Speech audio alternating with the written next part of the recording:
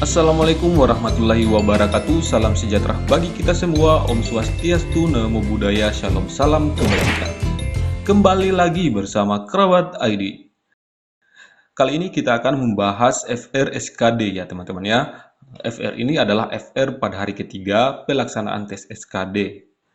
Seperti ini FR-nya ya teman-teman ya. Saya langsung tampilkan saja. Nah, ini teman-teman, ini FR dari saya. Alhamdulillah tadi sudah ikut SKD, lulus PG, tinggal nunggu perankingan 3 besar. Kalau saya tadi ngerjainnya TKP, TWK, terakhir TIU TWK. Tentang nilai sosial dari sebuah kasus yang di grup ini dibahas kemarin tapi beda situasinya.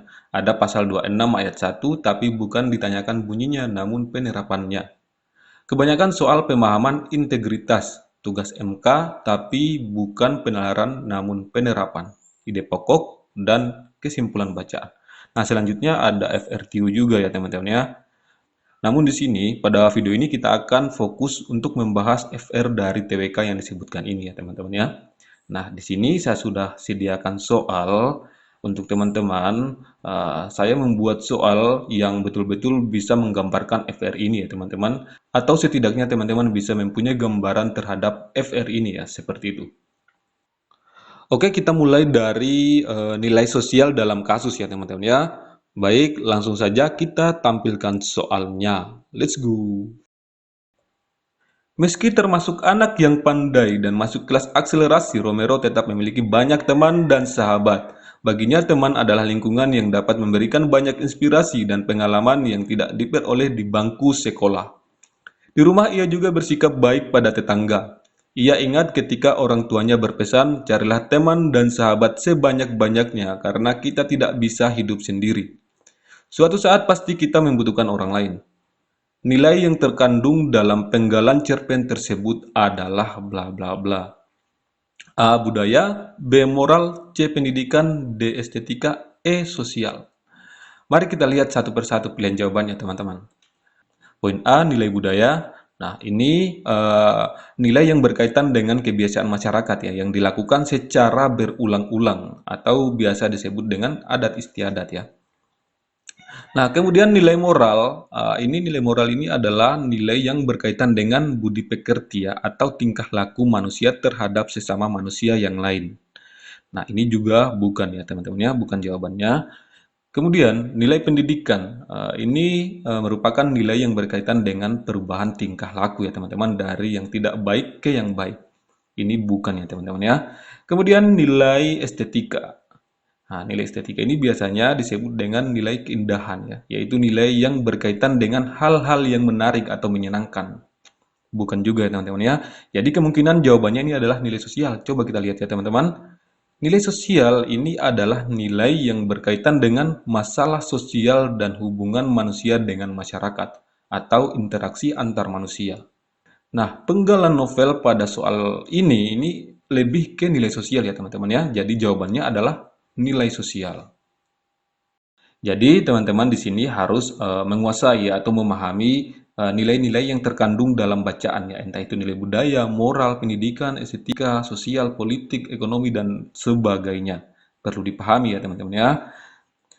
Oke, selanjutnya kita ke poin, ada pasal 26 ayat 1 tapi bukan ditanyakan bunyinya, namun penerapannya.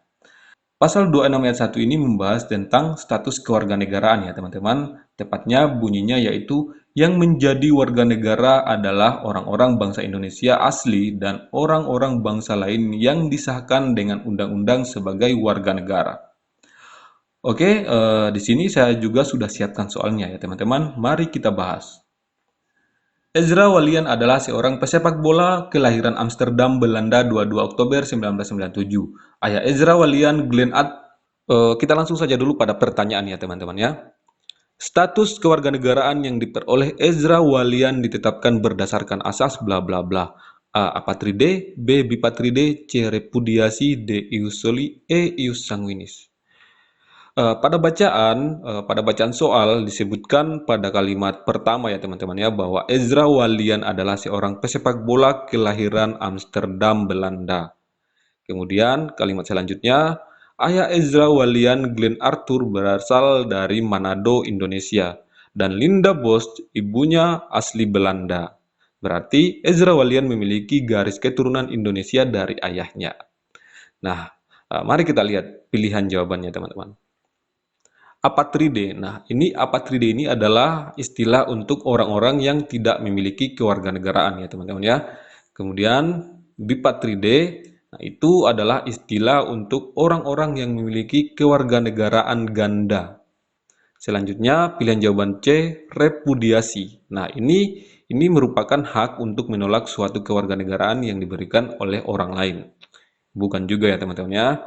Kemudian ius soli. Nah, ius soli ini biasa disebut dengan asas tempat kelahiran, yaitu asas yang menerapkan atau menetapkan kewarganegaraan seseorang menurut tempat kelahirannya.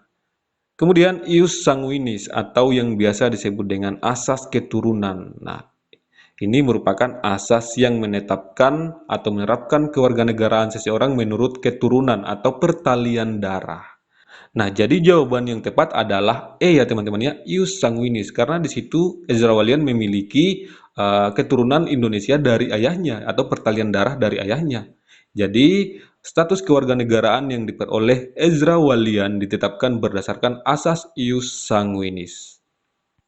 Oke teman-teman, semoga teman-teman bisa paham dan selanjutnya kita melangkah lagi pada poin berikutnya ya teman-teman ya, yaitu poin soal pemahaman integritas ya teman-teman. Oke, kita langsung saja tampilkan soalnya.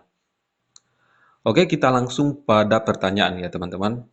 Nilai integritas yang termuat dalam cerita tersebut yaitu kecuali bla bla bla. A. Disiplin, B. Tanggung jawab, C. Mandiri, D. Jujur, E. Kerja keras. Yang ditanyakan nilai integritas ya teman-teman ya. Nah, integritas ini mempunyai makna atau mempunyai arti komitmen atau tindakan yang dilakukan secara konsisten. Penjelasan mengenai nilai integritas ini dapat kita temukan mulai dari kalimat keempat ya teman-teman. Ini untuk mengikuti tes CPNS kali ini, Rafiuddin tentunya harus bekerja keras untuk mendapatkan hasil yang maksimal. Mengingat banyaknya pelamar yang akan menjadi saingannya, ia juga harus disiplin dalam mengikuti bimbingan belajar dan harus latihan mengerjakan soal-soal sendiri di rumah sebagai latihan tambahan. Karena dihadapkan dengan situasi pandemi COVID-19 saat ini, maka Rafiuddin juga harus bertanggung jawab atas kesehatannya sendiri agar tetap dalam keadaan fit dalam mengikuti tes SKD nantinya. Nah, yang digarisbawahi biru pada bacaan itu adalah nilai integritas yang terkandung dalam bacaan ya. Yang pertama, bekerja keras, yang kedua disiplin, yang ketiga bertanggung jawab, dan yang keempat adalah latihan sendiri atau mandiri. Nah, jadi nilai integritas yang tidak tercantum dalam cerita ini adalah jujur. Jawabannya adalah D. Oke teman-teman, kita melangkah lagi pada poin FR selanjutnya, yaitu tugas MK tapi bukan penalaran namun penerapan. Oke, kita langsung saja tampilkan soalnya ya teman-teman dan kemudian kita bahas bersama. MKRI merupakan salah satu lembaga negara yang melakukan kekuasaan kehakiman yang merdeka untuk menyelenggarakan pengadilan guna menegakkan hukum dan keadilan. MKRI mempunyai 4 kewenangan sebagaimana diatur dalam Undang-Undang Dasar 1945. Penerapan wewenang MKRI dalam mengadili pada tingkat pertama dan terakhir yang putusannya bersifat final untuk kecuali bla bla bla. Pilihan jawaban A. Menguji undang-undang terhadap UUD 1945. Pilihan jawaban B. Memutus sengketa kewenangan lembaga negara yang kewenangannya diberikan oleh UUD 1945. C. Memutus pembubaran partai politik. D. Memutus perselisihan tentang hasil pemilihan umum. Dan E. Memberikan putusan atas pendapat DPR bahwa presiden dan atau wakil presiden diduga melakukan pelanggaran.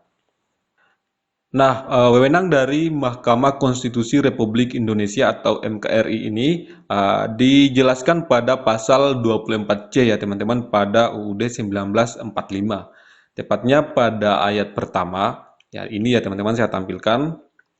Mahkamah Konstitusi berwenang mengadili pada tingkat pertama dan terakhir, yang putusannya bersifat final untuk menguji undang-undang terhadap UUD, memutus sengketa kewenangan lembaga negara yang kewenangannya diberikan oleh UUD, kemudian memutus pembubaran partai politik, dan memutus perselisihan tentang hasil pemilihan umum.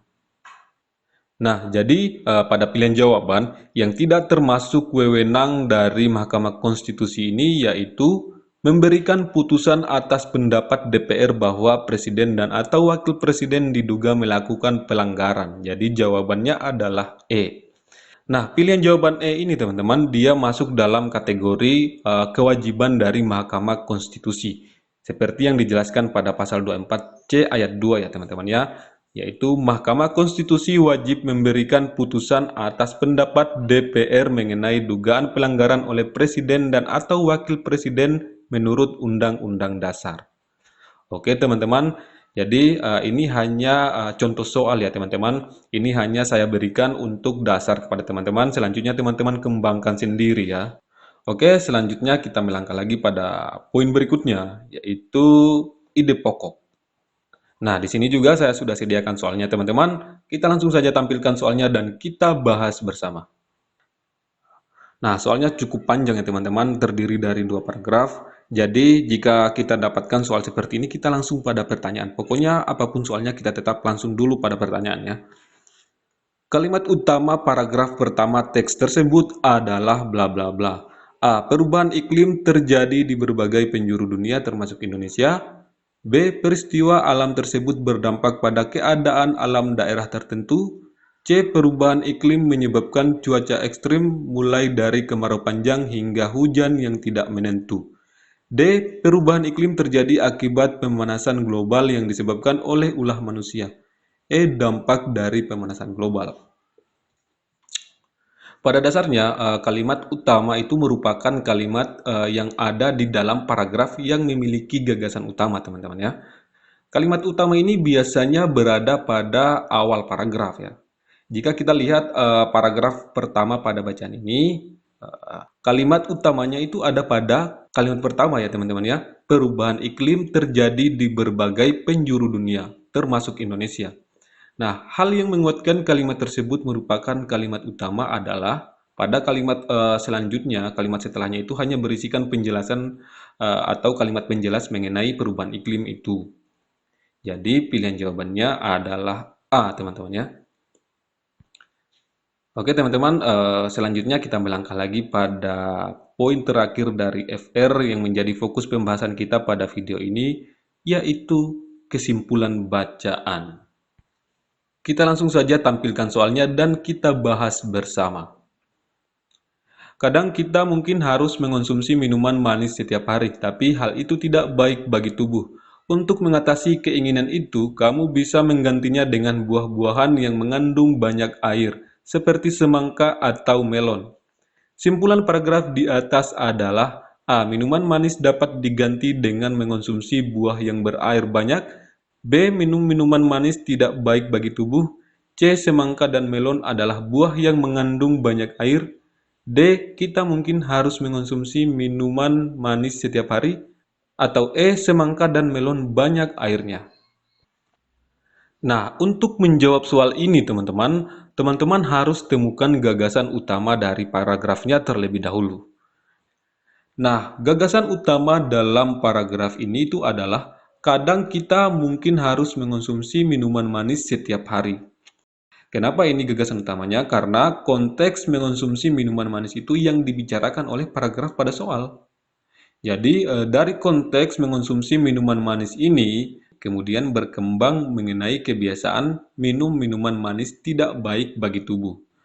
Lalu, di akhir paragraf disebutkan cara mengatasi keinginan minum minuman manis dengan menggantinya dengan mengonsumsi buah dengan banyak kandungan air. Maka, simpulan dari paragraf bacaan soal ini adalah minuman manis dapat diganti dengan mengonsumsi buah berair banyak. Dengan demikian, jawaban yang tepat adalah A. Baik teman-teman, semoga teman-teman bisa paham dan semoga teman-teman bisa kembangkan lagi contoh-contoh soal ini ke soal-soal yang tingkatan kesulitannya lebih tinggi lagi. Demikian, semoga bermanfaat dan sampai jumpa di video-video selanjutnya.